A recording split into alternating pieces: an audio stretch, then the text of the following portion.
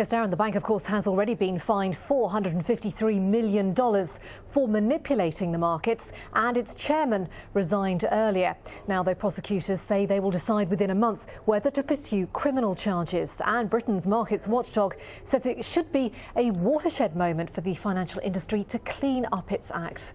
Well, Chris Roebuck is a visiting professor at the Cass Business School here in London. He previously held senior roles at a number of international banks, and he's with me now in the studio. Chris Roebuck, do you agree that the UK's financial industry is at something of a turning point right now?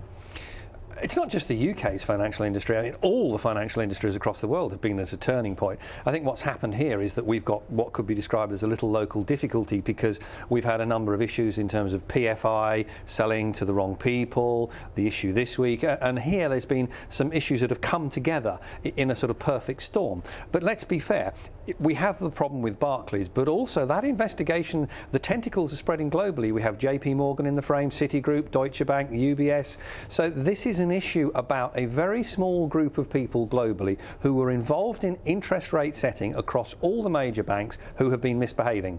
What about the idea, though, that the Serious Fraud Office could pursue some sort of criminal charges? Because, as we understand it, and we've been told repeatedly, both by the Prime Minister and various other experts, at the moment, Barclays actually couldn't be done for anything criminal. That what they actually did doesn't form some sort of criminal offence. No, and Lord Turner said this in terms of their investigations. The FSA has said that this particular thing wasn't criminal. I'm not a legal expert, but logically it could well be that because the individuals personally did not make any financial gain out of it, then misrepresentation doesn't come into it under normal legal frameworks. Obviously in the US it might be a completely different situation, because we know that within the US their criminal laws relating to this sort of activity are much tougher. In fact, they take a much tougher line on just white collar crime full stop, rather than in UK where it's sort of polite crime rather than not polite crime. But I think the key point that we have to get to is that this investigation and then the subsequent parliamentary committee is designed to look at banking culture.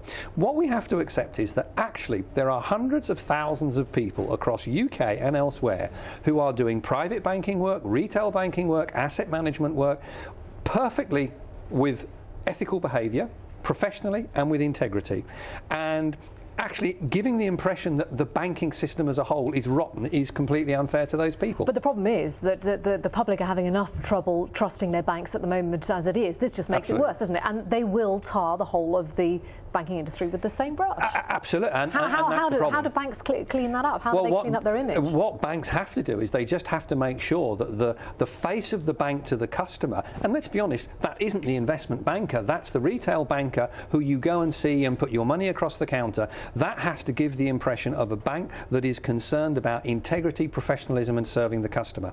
And if we're going to shine a spotlight, we want to shine a spotlight on those few hundred people across the world in all the global banks who have been doing the stuff they shouldn't have been doing. And all the bank chief executives need to make clear to those people what is ethical and what is not ethical, and they need to say to them, if you do the stuff that's not ethical, i.e. keep it simple, it's not complicated, if you don't want it on the media, don't do it, because it must be wrong. Then if you do it wrong, you'll be out of your job and you'll probably be in prison. A lot of soul searching, I think, going on at the moment. Indeed. It's good to talk to you, Chris Roebuck. Thanks so much for coming in.